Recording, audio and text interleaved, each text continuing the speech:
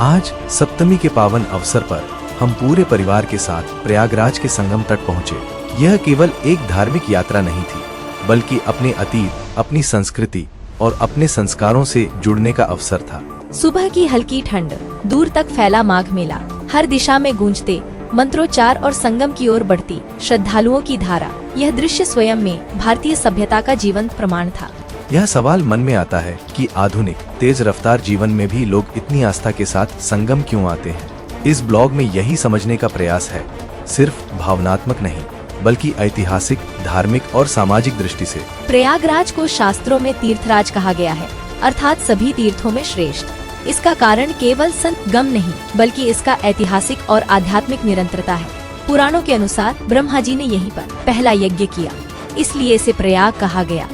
संगम को धरती का सबसे पवित्र स्थान माना गया। प्रयागराज ये दर्शाता है कि भारत में धर्म केवल पूजा तक सीमित नहीं बल्कि समाज, संस्कृति और जीवन शैली का आधार है।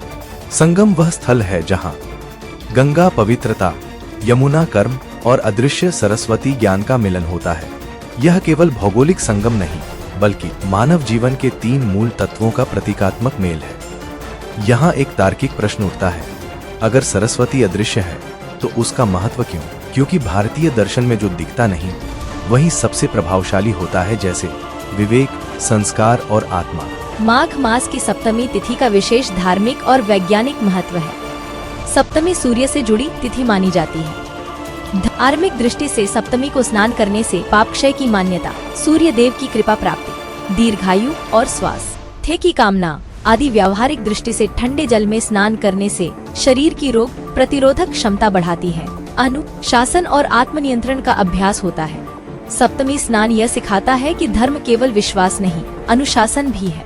संगम पर गंगा, यमुना और सरस्वती के जल में स्नान का वैज्ञानिक महत्व इसलिए बताया जाता है क्योंकि यह 3 अलग अलग जल प्रणालियों के मिलन का स्थल है। प्रवाहित नदी जल अधिक ऑक्सीजन युक्त होता है, जिससे रक्त संचार तेज होता है और शरीर की प्रतिरक्षा प्रणाली सक्रिय होती है। गंगा और यमुना के जल में मौजूद भिन्न भिन्न खनिज तत्व संगम पर संतुलन बनाते हैं, जबकि सरस्वती से जुड़ी भूमिगत जलधाराएं जल के तापमान और प्रवाह में विविधता लाती हैं। ठंडे बहते जल में स्नान करने से नर्वस सिस्टम उत्तेजित होता है, एंडोर्फिन हार्मोन का स्राव बढ़ता है और मानसिक तनाव कम होता है। साथ ही खुला वातावरण, सुबह की सूर्य किरणें और मानसिक एकाग्रता मिलकर संगम स्नान को केवल धार्मिक नहीं बल्कि शरीर और मन दोनों के लिए लाभकारी प्राकृतिक प्रक्रिया बना देते हैं।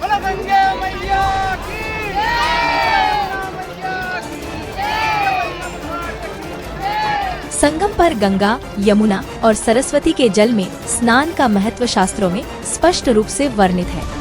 मत्स्य पुराण में कहा गया है, माघे मासी प्रयागे तु स्नान यह कृते नर सर्व पाप विनिर्मुक्तः स याति परमां गतिं। अर्थात माघ मास में प्रयाग में स्नान करने वाला मनुष्य समस्त पापों से मुक्त होता है।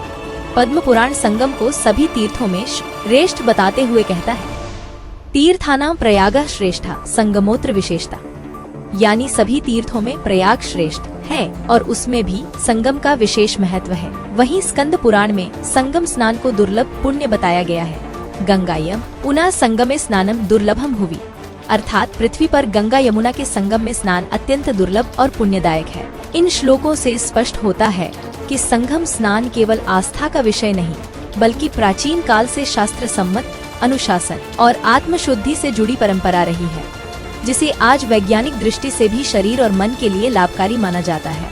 कल्पवास माघ मेले की सबसे महत्वपूर्ण साधना परंपरा मानी जाती है, जिसमें श्रद्धालु पूरे माघ मास तक संगम तट के समीप रहकर अत्यंत संयमित और अनुशासित जीवन व्यतीत करते हैं। कल्पवास का उद्देश्य भोग विलास से दूरी बनाकर मन, वाणी और शरीर की शुद्धि करना है। इसके प्रमुख नियमों में भूमि पर शयन, प्रातःकाल गंगा स्नान, सादा एवं सात्विक भोजन, ब्रह्मचर्य का पालन, नियमित जप तप, कथा श्रवण और सत्य एवं अहिंसा का अभ्यास शामिल है। कल्पवासी सांसारिक सुविधाओं का त्याग कर आत्मचिंतन और साधना में समय लगाते हैं, जिससे उनमें धैर्य, संयम और आध्यात्मिक जागरूकता विकसित होती है।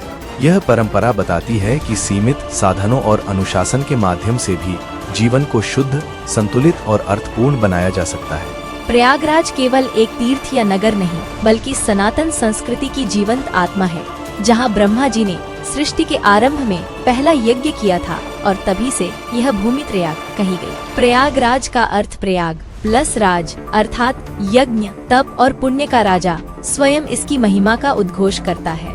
गंगा, यमुना और अदृश्य सरस्वती के पावन संगम पर स्थित यह तीर्थराज मनुष्य को उसके कर्म, ज्ञान और पवित्रता का स्मरण कराता है। यहाँ किया गया स्नान, जप और संयम केवल धार्मिक कर्म नहीं बल्कि जीवन को शुद्ध, संतुलित और सार्थक बनाने की प्रेरणा है। प्रयागराज आकर मनुष्य केवल तीर्थ नहीं करता बल्कि अपनी चेतना को पुनः जागृत कर जीवन की सही दिशा का बोध प्राप्त करता है।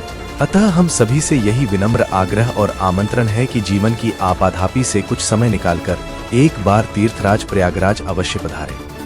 संगम के पावन जल में स्नान करें, माघ मेले और कल्पवास की परंपरा को निकट से देखें और यहाँ की आध्यात्मिक ऊर्जा का अनुभव करें। प्रयागराज केवल देखने का स्थान नहीं बल्कि स्वयं को समझने और जीवन को सही दिशा देने की भूमि है। जो यहाँ श्रद्धा और खुले मन से आता है वह शांति, संयम और सकारात्मक दृष्टि लेकर लौटता है। आइए इस पुण्य धरा से जुड़कर अपने विचारों, कर्मों और जीवन पथ को शुद्ध और संतुलित बनाएं।